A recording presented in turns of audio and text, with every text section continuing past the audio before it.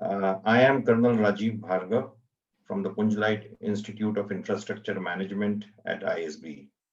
And it's a warm welcome to you. And I do hope that in these times of the resurging COVID, you all are safe, secure, and your loved ones are also safe and secure. Today, we have a very interesting topic, that being macro impact on infrastructure. We all know that infrastructure drives the Indian economy. And the government has decided to spend, mind you, 1.4 trillion US dollars in the period 2019 to 2023 on developing sustainable infrastructure. And also, that way, India is not doing too badly too, because we in the World Bank's Logistic Performance Index, India ranks 44th on 167 countries. So, but one thing is for sure, that infrastructure projects, besides being huge, they are also very complex, and they have a mix of stakeholders, various stakeholders. So stakeholder management is an important aspect. You have finance, you have project management, and you have a gamut of things. And there are various macro as well as micro impacts on infrastructure. And we thought that there can be no better person than Mr. Venkatesh to come and talk about the macro impacts as well as the micro impacts on the infrastructure system in India. Mr. Venkatesh is a visiting faculty at ISB. He teaches the Advanced Management Program for Infrastructure.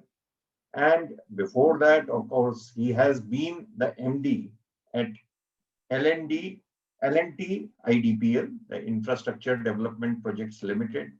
And prior to that, he has a extremely rich experience with Tata Steel, ABB, GE Plastics, and Emphasis. Currently, he is an advisor to a large infrastructure fund. He is on the board of two companies who are dealing with engineering projects and O&M services. While when L&T, when he was the MD, he was responsible for the bidding, developing, executing, commissioning, operating, and maintenance of projects of the kind like 22 roads, 2 greenfield ports, the Hyderabad Metro, 1 airport, and more than 20 real estate buildings. And I mean, just imagine the vast experience that he has. He has had his bachelor's from Mumbai University. He has been, he did his PG, DBM, Diploma in and Management from Accelrai, Jamshedpur. And he is a chartered and cost accountant, a very multifarious personality, and I think he will really do justice to the topic today. Sir, I hand you over this session. Thank you. Thank you very much. Good evening to all, and thank you, Colonel Bhargav, for the kind words. So the topic that we'll cover today is the macro impact on infrastructure, but also look at the micro impact on project execution, how it impacts companies in the infrastructure space, be it all the way from being a consultant, meaning offering design, engineering, project management services, etc., to being a contractor, capital equipment supplier, capital goods supplier, that is, and also an O&M player. So how do you position a company which is in any one of these spaces in these times and beyond? And also look at the contractual implications arising out of COVID and where do we stand in reality, the financing environment, the overall financing environment, and the way forward as to how do we position ourselves as a stakeholder in this infrastructure space.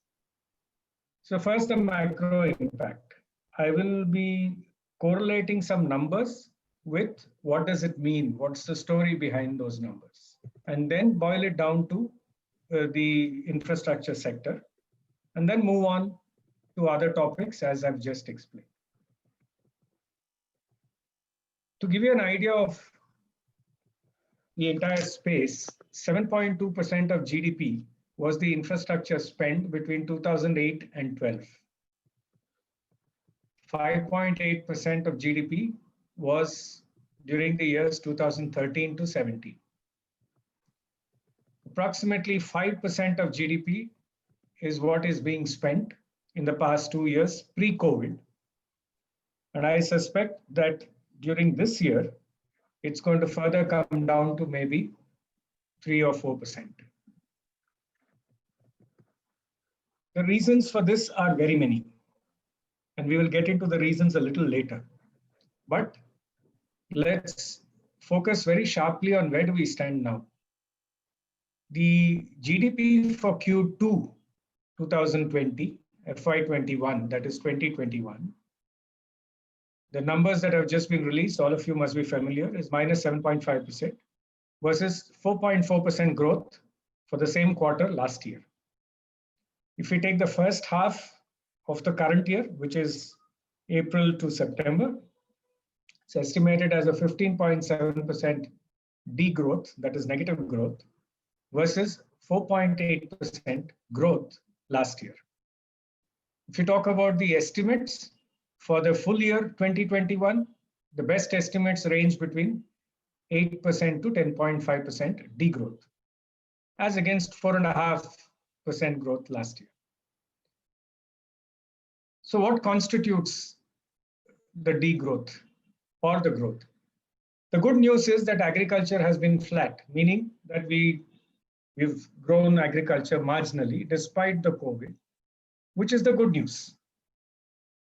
The not so good news is the commercial vehicles have degrown by 20%, as against a 35% degrowth even last year, which means if you take 18-19 as the base and compare that with 19-20 and 2021 and where we stand today, on commercial vehicles, there is a idling of capacity of almost 35 to 50%.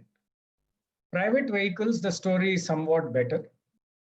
A degrowth of 21% last year, that means 19-20 compared to 18-19, but a 2% growth in the current year as compared to the previous quarter, same quarter last year, which is good news. Cargo at airports, understandably, has fallen, minus 8.87%, minus 8.7% last year to minus 23.1% in the current year.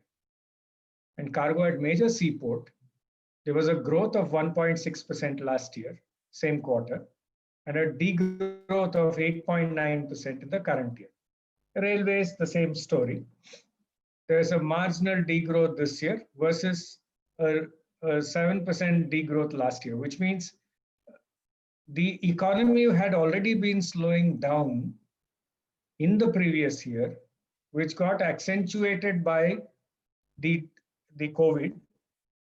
But the recovery has been very sharp in the quarter July-September. Some would attribute it to pent-up demand, and the studies are still ongoing. But nevertheless, this is the brief story, which is we were slowing down and we got hit by COVID, but there has been a sharp recovery in July-September. I must tell you, since we, as part of being an advisor on the couple of large infrastructure funds which have invested in road assets, where the revenues come from basic traffic growth, in the quarter July-September of 2020 and onward, till day before yesterday's numbers, most major trunk routes in India are now seeing 95 to 104% of traffic year-on-year comparison, both basically month on month. If you take the month of November as compared to the month of November last year, we have reached almost between 95 to 104%, depending on the particular road stretch. What does that mean? That means that traffic movement carrying goods for all kinds of purposes.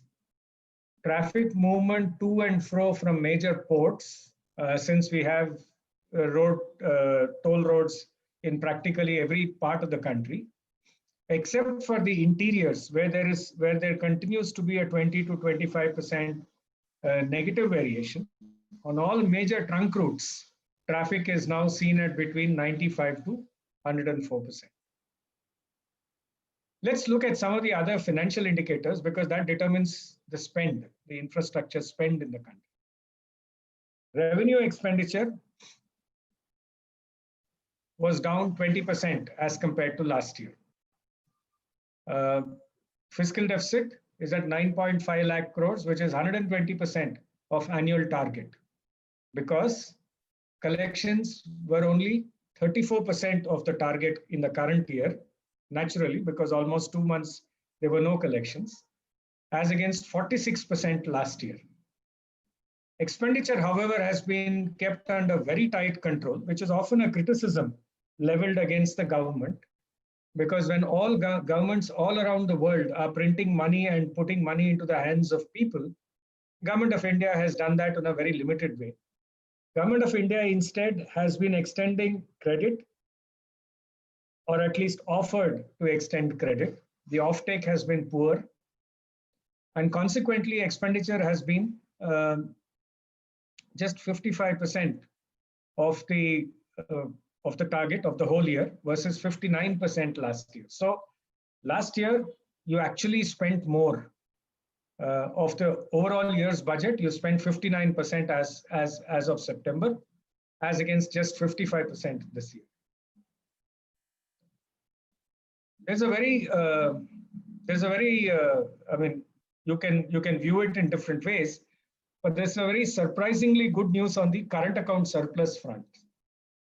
For the first time in 70 years, we actually had a surplus in our trade. We had a trade surplus of $19.8 billion, which came on the back of $0.6 billion in Q4 of last year. So Q4 of 1920 and Q1 of 2021, that is April-June, which is a lockdown period technically, we actually had a cumulative current account surplus of 19.8 in April-June plus 0.6 in Q4.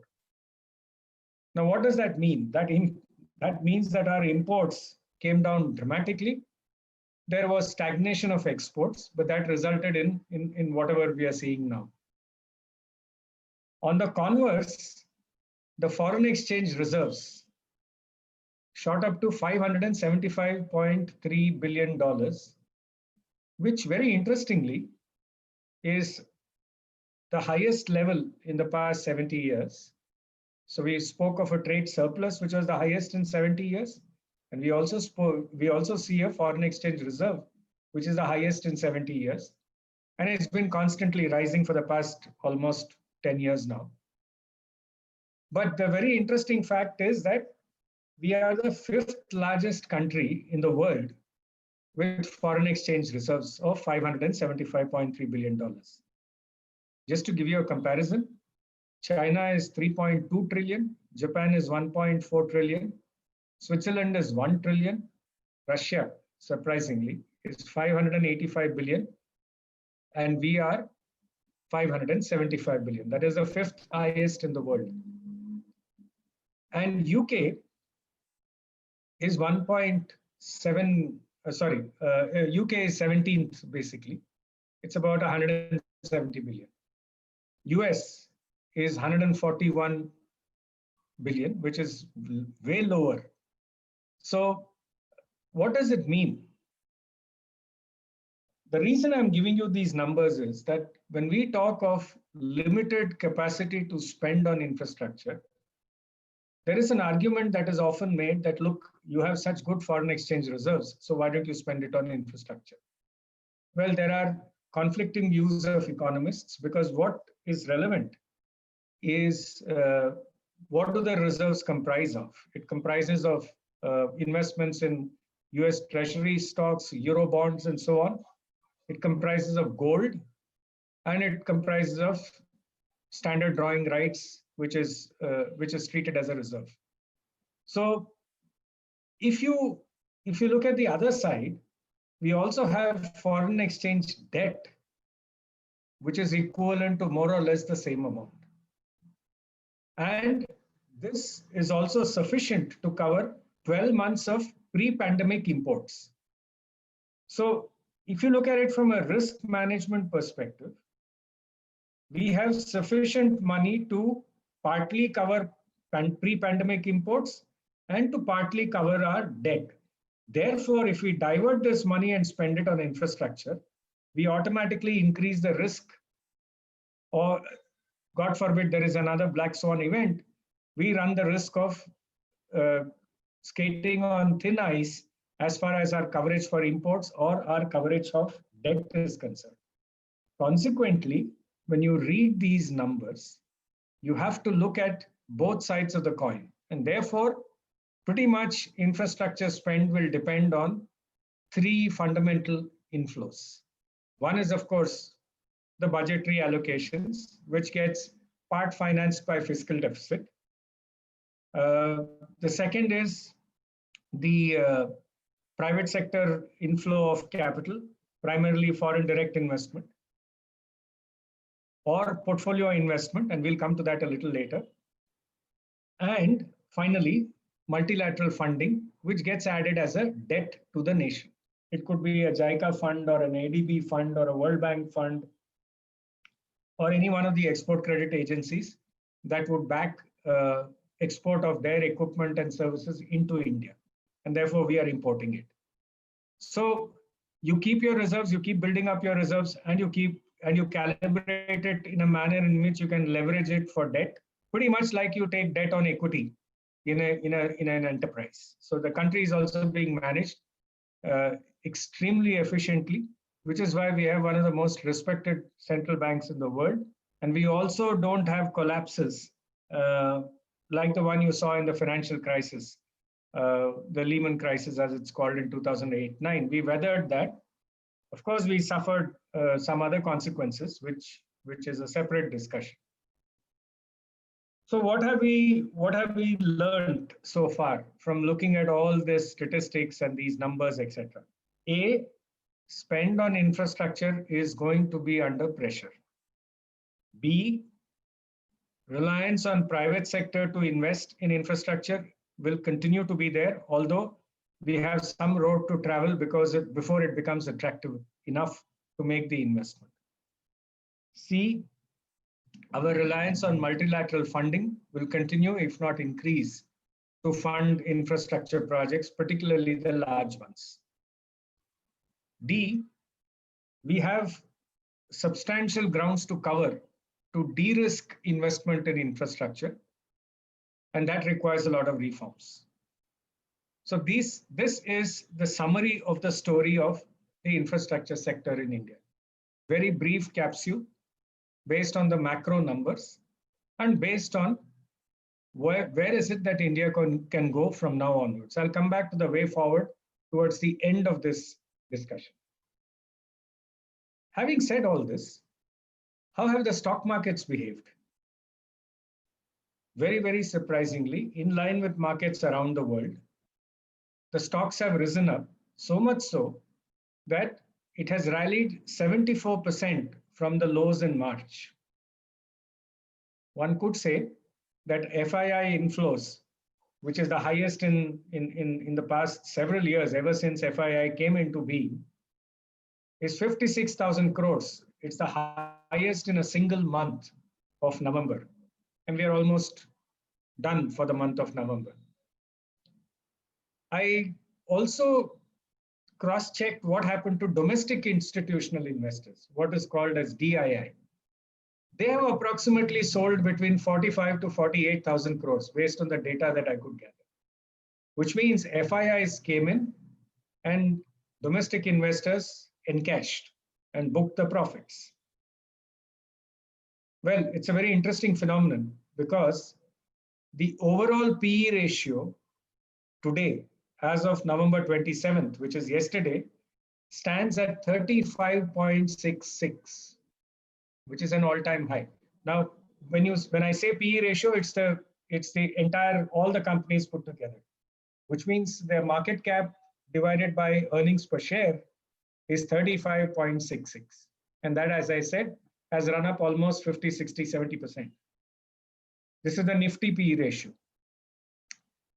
Correspondingly, if one sees the NASDAQ PE ratio, that is 21.73. Okay.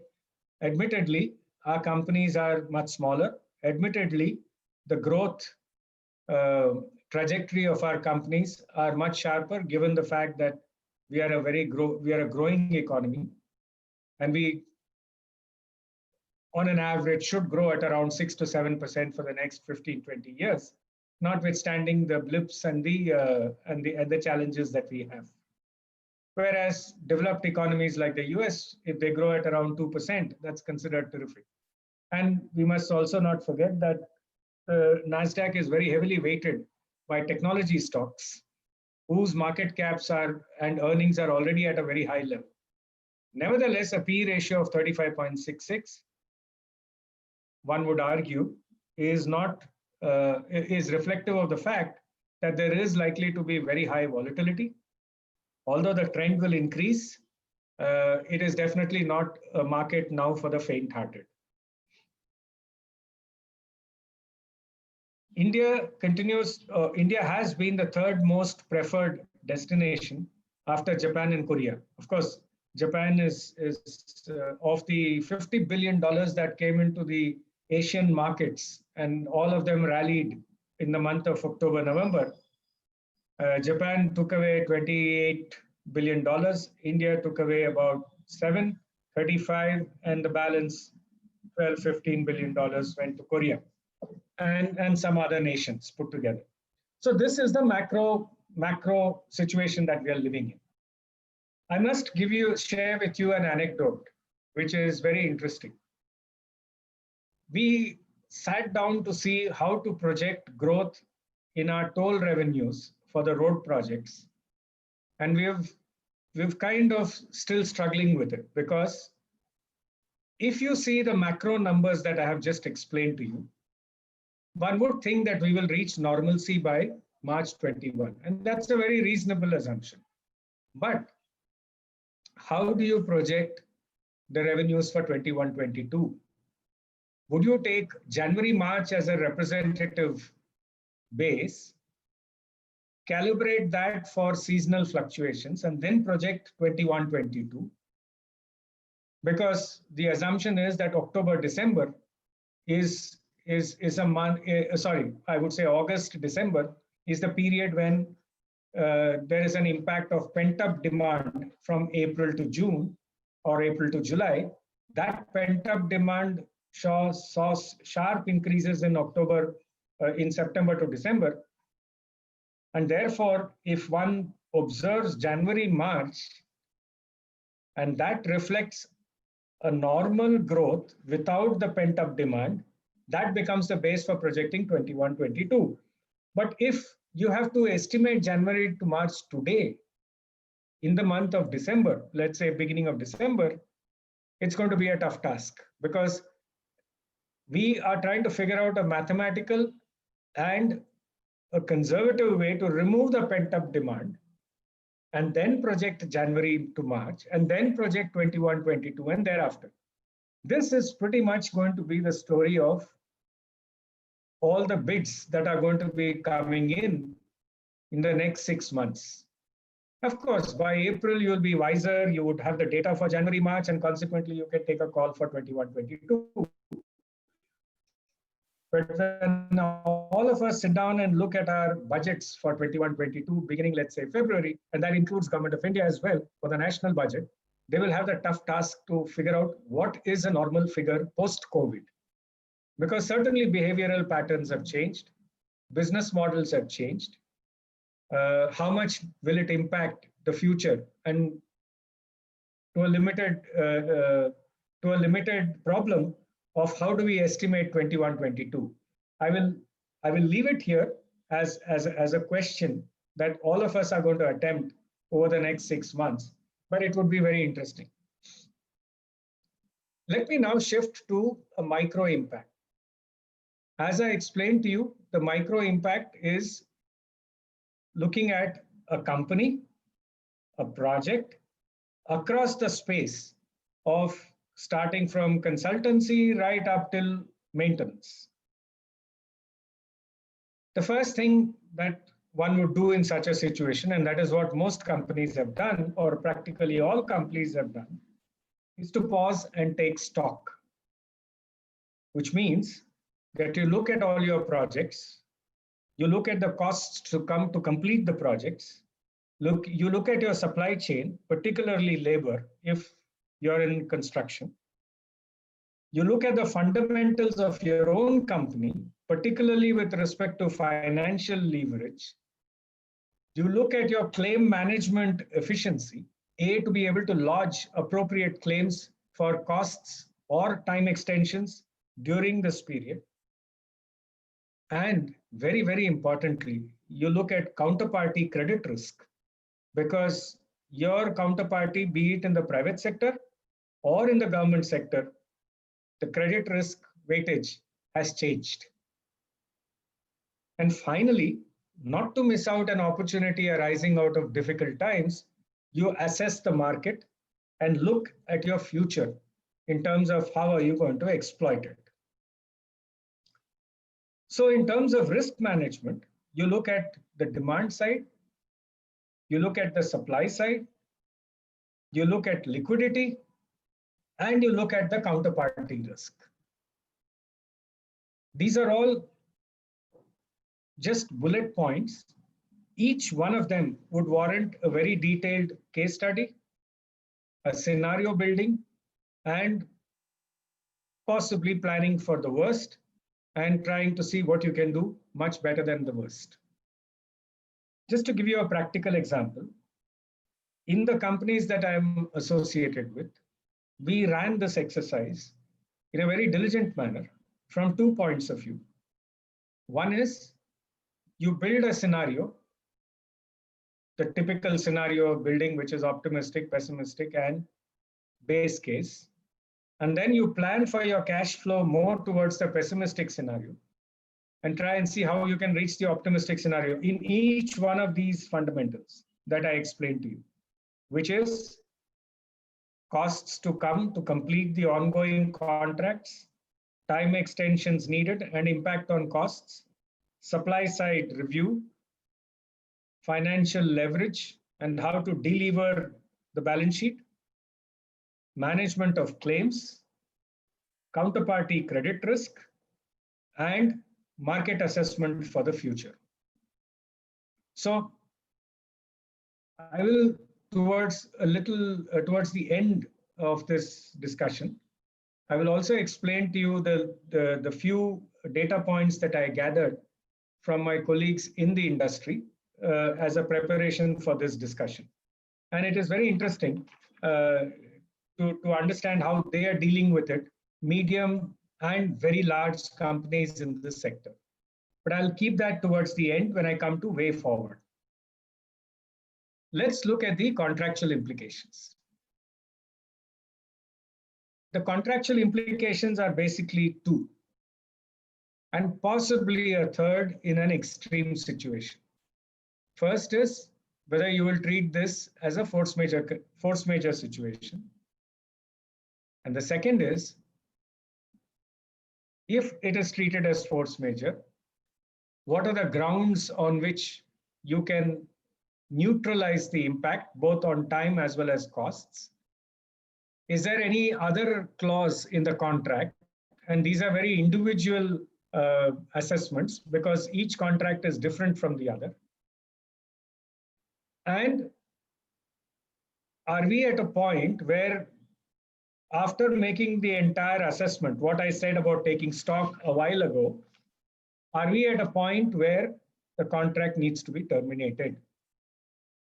And what are the implications thereof? Chances are the third possibility of termination is an extreme possibility. I will come to that a little later, but let's focus on force majeure. The fact that the government itself has declared it as a force majeure, it's a no-brainer. that it is a force majeure condition, because the situation occurred which was beyond the control of both parties. Both parties would have taken steps, I assume, to give notice of each force majeure to each other. They would have taken steps to mitigate the costs involved, and they would keep track of when the force majeure ceases. Right? So the fundamentals of force majeure are already there. The challenge is, how do you now deal with the costs and the time arising out of force majeure? And that is where the debate is going on all over India, across contracts, particularly the large ones, and particularly the construction contracts. Because there is absolutely no single yardstick. Some countries, like Singapore, have given enormous relief by the government issuing a mandated prescription as to how to deal with this situation. In India, it's been left to individual parties to negotiate and come to a conclusion, depending on their respective contracts. And that has caused a lot of grief, I must add. To claim costs under force majeure, if one goes strictly by FIDIC, it may be difficult. If one goes by individual provisions in the contract, by virtue of, let's say, the employer or the authority or the customer could not fulfill some of his obligations because of force majeure, and consequently the contract is delayed, and consequently there are costs being incurred, it's a little easier. Right? So it will be a negotiation fundamentally. There is, however, another possibility that you can go under change in law if the contract provides for it, because this pandemic was declared as under the Epidemic Diseases, the lockdown was declared under the Epidemic Diseases Act 18 something, I think 1897 or something like that. And consequently, there are costs incurred because it was declared under the Act, and one can perhaps argue that it is a change in law. But as I said, it's going to be a negotiated settlement. There could be another possibility that if the force majeure period, because of a number of surrounding circumstances, extends beyond the force majeure period as defined in the contract, for example, in FIDIC it is 84 days, then there could be an extreme situation of terminating the contract.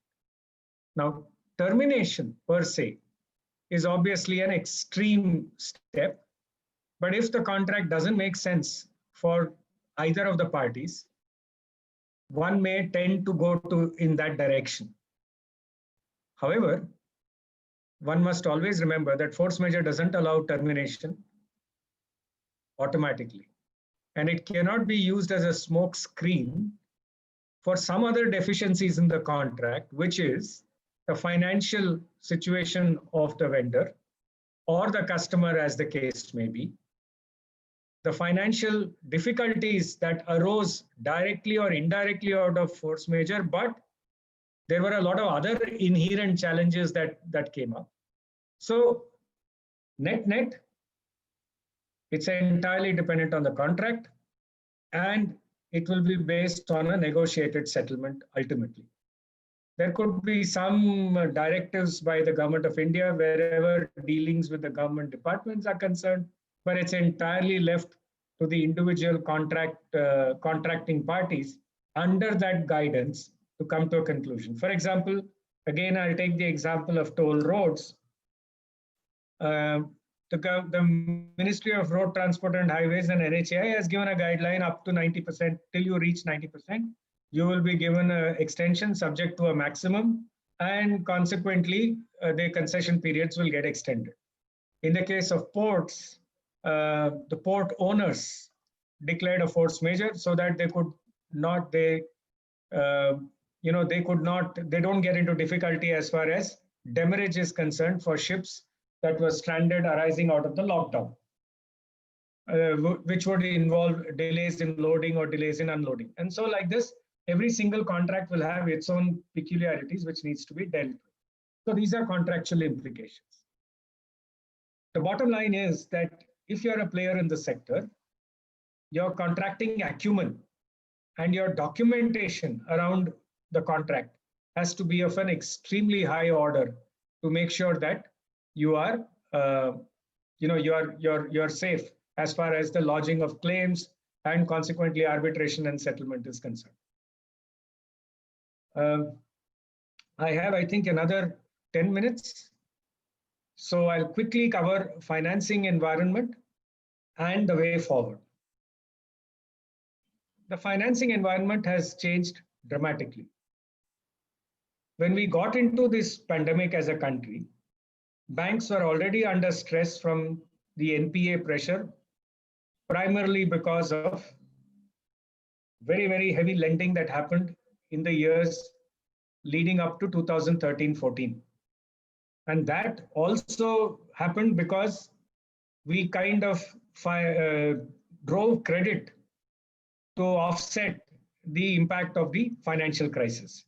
So what happened is that 2008-9 financial crisis, credit opened up between 2012-13 up till 13-14. And the then finance minister, Mr. Chidambaram, is on record on saying that maybe we shouldn't have done that. And 2013, 14, 15 saw the beginnings of the NPA crisis. It continued through till the pre-pandemic period. And obviously the pandemic period has not eased up the matters. Now, what happens in a financial crisis? Lending becomes very conservative. Credit rating agencies become very strict and far more circumspect. And consequently, business slows down. And we are in that environment now. I don't think if any kind of statistics that you see on bank lending, it is at its record lows as compared to the better years between 2008 or 2006 to 2013. So I will just cover a few touch points. Standard & Poor projects that for banking sector to come back to normalcy maybe 2023 and beyond. But the Reserve Bank of India has gone ahead and announced very carefully and in a calibrated manner certain provisions around certain, you can say, guidelines around moratorium, working capital margin, term loans, restructuring, that is one-time restructuring guidelines, provided you're a non-IBC candidate and you're not in default. And lately, just about a couple of weeks back, government departments are tending towards making bank guarantees a little more liberal, which means reducing the percentage of bank guarantees to be provided for performance and retention, and also quick release of bank guarantees as and when the contractual conditions are fulfilled. So the entire financing environment of borrowing for CapEx, which is capital expenditure, borrowing for working capital, borrowing for refinancing, restructuring, as well as bank guarantees, is undergoing is in the midst of a radical change. What does this mean for your company or for your projects? It means that your working capital management has to be very tight. Your asset expansions, capital expenditure has to be very carefully thought through. Leverage will have to be lowered so that you have a higher equity rather than debt going forward. And you have to make sure that you'll be able to be resilient if the growth suffers, let's say in the quarter January, March, or for that matter, 21, 22, because of a number of reasons which we have discussed so far. I'll now cover the way forward. What do we do in such a situation?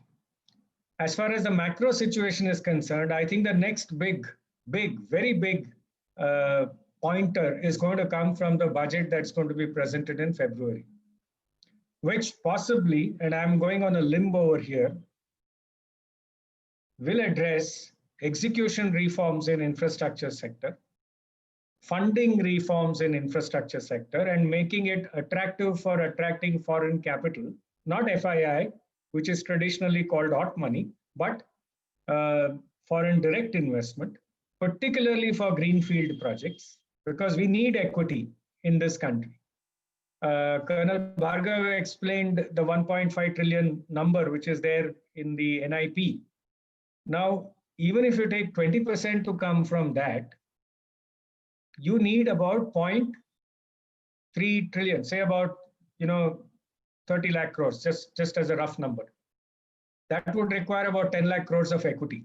If you add up all the infra companies in India today, excluding Adani, it won't add up to more than 1 lakh of crores. So you have to make greenfield investment, equity investment in greenfield projects attractive. One of the ways could be to extend production-linked incentive into manufacturing. That benefit which has been brought in but not very clearly understood, and therefore not very many people are going ahead with expanding their manufacturing capacities, because that also depends on the market, local demand as well as international demand. You might have to bring in a similar PLI concept into infrastructure.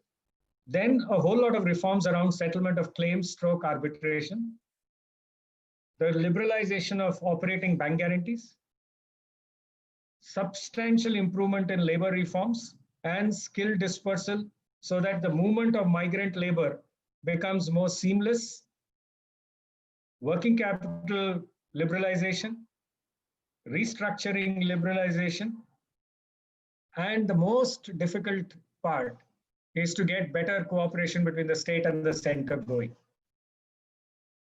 At the micro level, at the company level, and at the project level, one has to reassess the demand and resize the company, look at supply chain calibration, look at digitization and consequently cost reduction in a substantial manner, and deleverage the balance sheet. The focus is entirely going to be on cash flow and returns and not so much on growth, because survival is the key. Very often in growth periods, what happens is that you expand using borrowed funds. But going forward into the next 1 or 2 years, perhaps companies will focus on becoming more resilient, focus on returns, and focus on cash flows. And they would rather take equity than debt. And consequently, you have to resize and reposition your company to make it attractive enough to be able to raise equity. So I told you that I did a little bit of discussion with my colleagues in the industry. And here are the inputs for that. The tenders for roads, both at the national level from MoRTH and NHAI as well as the states, a lot of water and effluent treatment projects, some transmission and distribution projects, railways, particularly the dedicated freight corridor completion, as well as the bullet train and so on, and other high-speed corridors, are possibly, and the renewable energy sector, which has seen a boom. These are some of the areas where the infrastructure will grow, because there are tenders coming out and there are a lot of prospects. The entire buildings and factories segment, which means creation of capacities in manufacturing space, as well as buildings, a lot of civil work as it is called, will remain depressed for at least a year and a half, except government-sponsored medical facilities arising out of the necessity to enhance our healthcare and associated equipment, medical equipment associated with that. On the supply side, the migrant labor challenge continues. Approximately 50 to 60% of migrant labor have come back, which means to keep the projects going, be it the real estate sector or be it any other sector, heavy civil, metros, and so on, around 30-40% of the labor force is new, first-time migrants, which means training, which means fall in productivity in the interim period. Consequently, there is enormous pressure on schedule and quality. As far as liquidity is concerned, one has to assess the political will behind the project. If the project falls off the priority in the political space, one will have a challenge in getting money for the contracts being executed. So the credit risk of the counterparty becomes extremely important. I will end here by saying that it's a very interesting time. It's a very interesting space. And the challenges are going to be very, very demanding to be able to survive and grow in the infrastructure space. Thank you. Thank you, Professor. I think in a very brief spell, you have given us the entire gamut of how the infrastructure sector is going to behave in the coming times. I'm really fascinated by the way you brought out the aspect of macro as to how budgetary allocations, private sector inflow, and multilateral fundings are going to impact. Then if I come to the micro aspects, you spoke about the demand, supply, liquidity, and counterparty creditors, which will be the main issues for companies. And then you also spoke about the financing environment, which involves capex, working capital, refinancing, bank guarantees, and others. And you have now given us the way forward. I think no one could have asked for anything more than what you have provided in these 40 minutes. And we are really proud that you are a faculty at the Advanced Management Program for Infrastructure. And you have been teaching us for quite some time now. And the next batch, which is commencing on 29th of January, we are sure that you will also be there. And as I know, sorry, you have been teaching contract management. So basically, if you can briefly say as to how, I mean, you have given us a very great overview right now. I just wanted to, for the benefit of our viewers, we wanted to, from you, that what generally would you be covering in this subject when you are teaching at AMPI? So the syllabus or the topics that we cover in contract management has changes a little bit every year. But broadly speaking, we start with an explanation of the Contract Act and a thorough understanding of the Contract Act, particularly those sections which are applicable on our day-to-day business.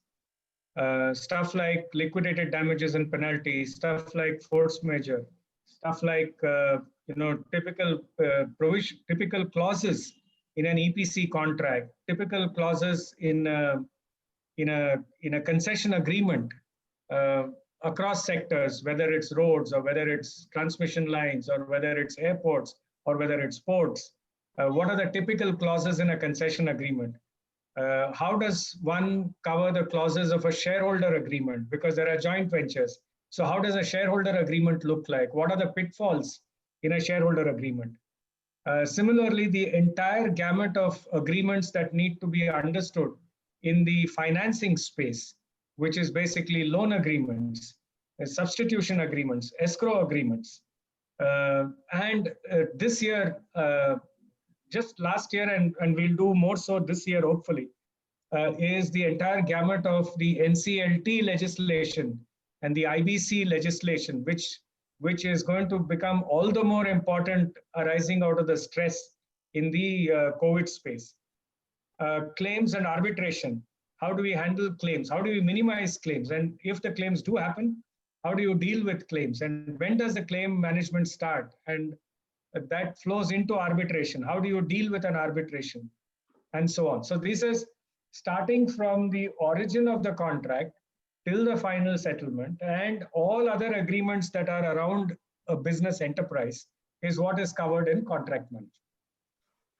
Oh, thank you, sir. I think you have that knack of bringing out all the essentials in a very small nutshell. Thank you. I think you have brought out the entire thing in an excellent way.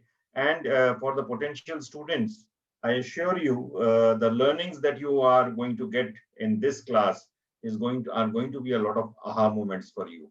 That, oh, I never knew this. You will be saying it quite often.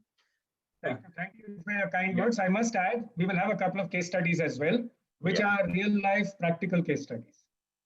Okay, sure. That is very useful. And so I now request Avibasu there are a few questions, very interesting questions that have been asked.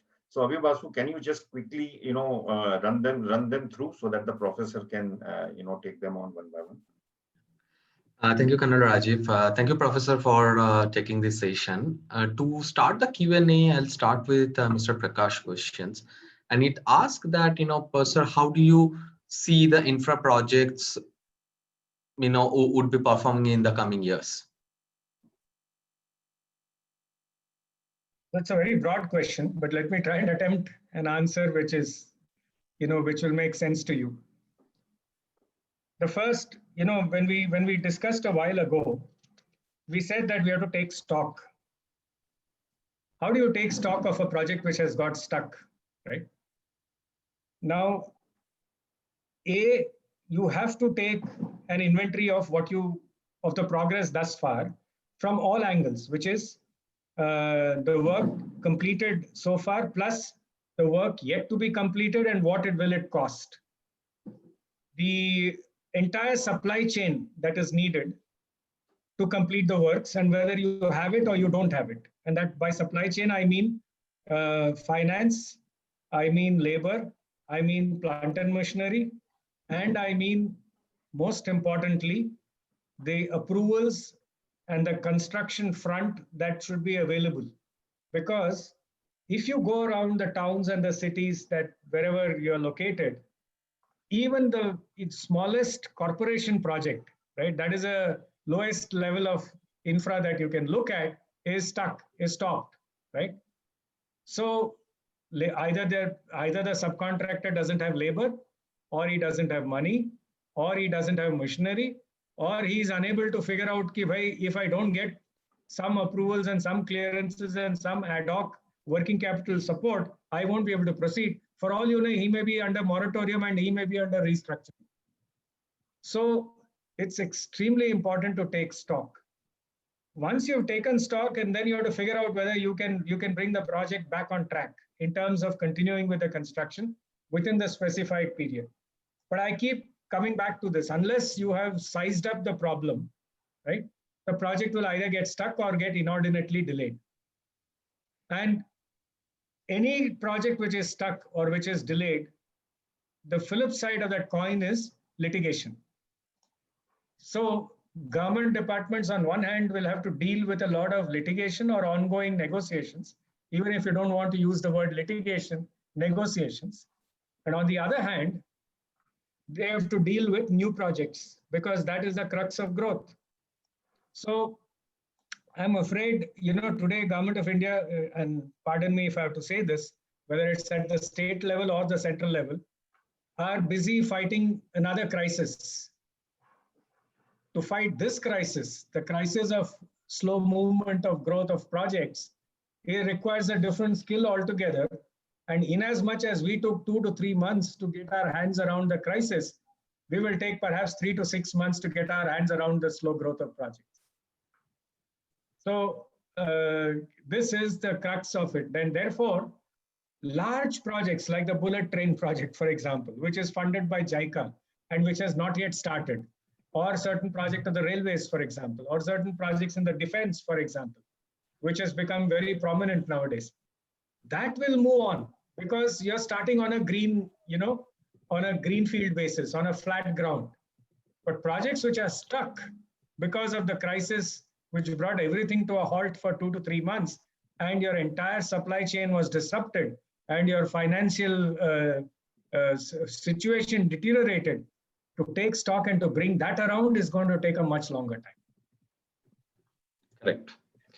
Moving on to the next, following question is from an anonymous attendee, and his question remains: I saw a trend on lending.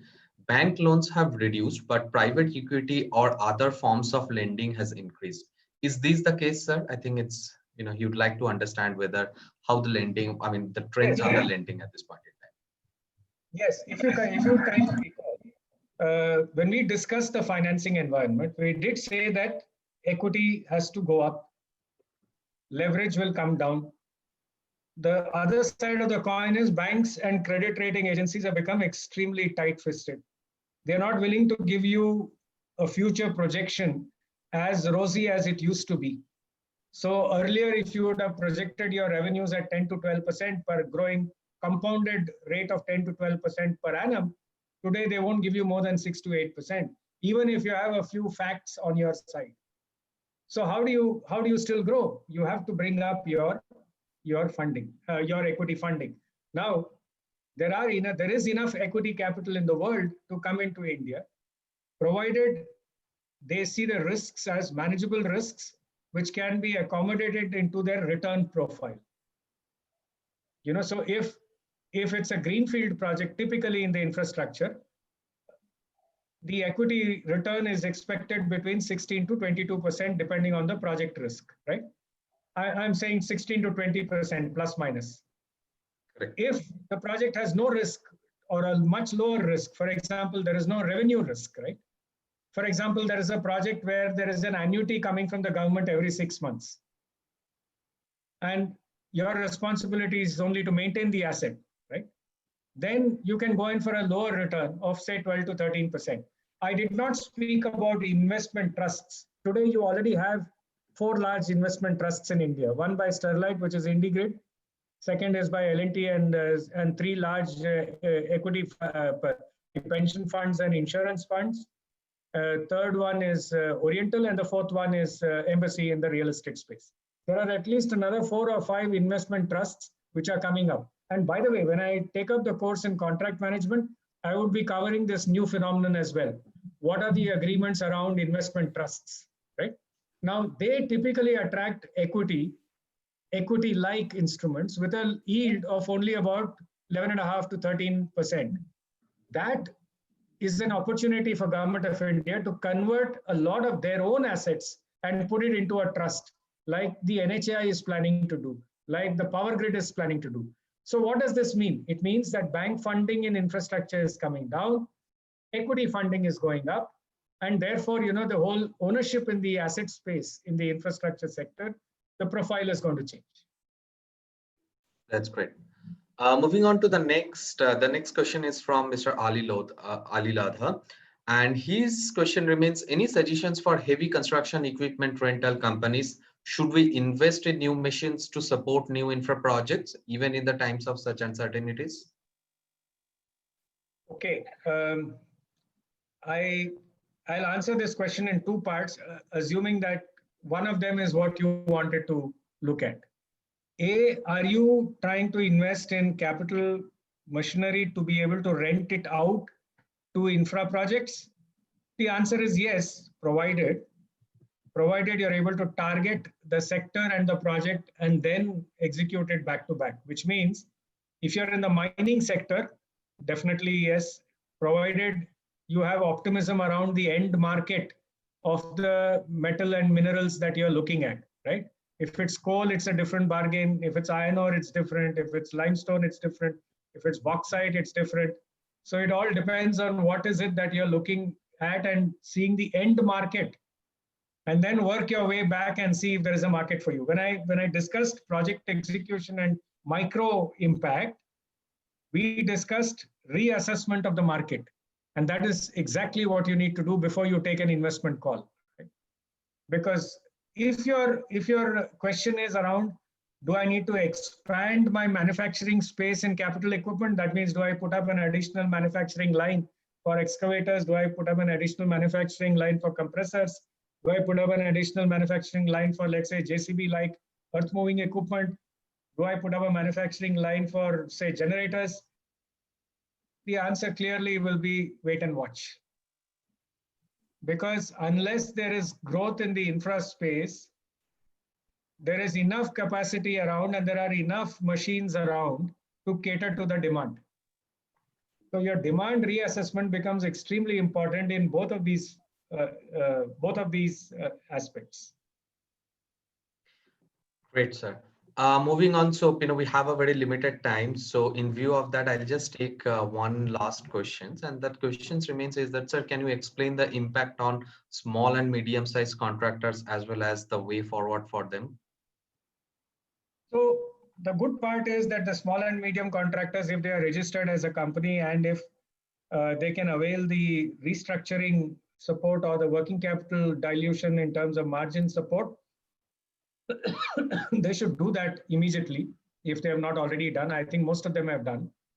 And there is also a waiver for interest on interest. And as of today, 4,300 crores has been released as interest on interest.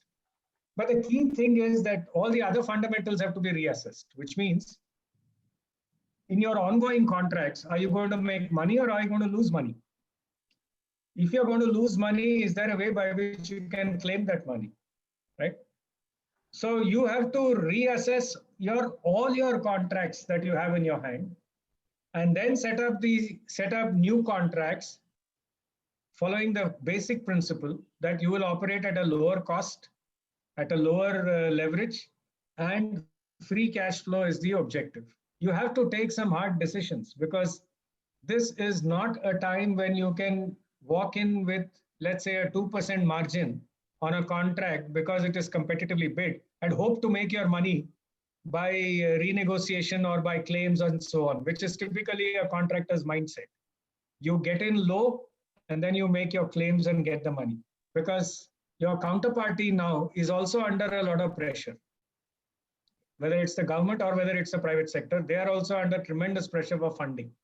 So consequently, release of money to you will be difficult. So you have to calibrate your business in a very careful manner. Thank you, sir. I will hand over the session to Kannan Raj. Thank you. Thank you, sir, for your very detailed and elaborate answers. And if there are a few questions more, so if it is fine with you, Abhibasu will share on email, and you can always respond to them. I will respond to every email. You have my email ID, so kindly send me all the questions, and I'll make sure that I respond to them. Oh, thank you so much, sir. I think it has been a great value add for the students and the potential students, and I see that most of them have continued to stay, and it has been a very engaging session for them. Thank you once again, sir, and have a great day. And we look forward to having you with us. And to the audience, have a great time. Be safe, be secure. Thank you, sir. Thank you, and thank you for the opportunity. Okay. Thank you, sir. Bye. Take care.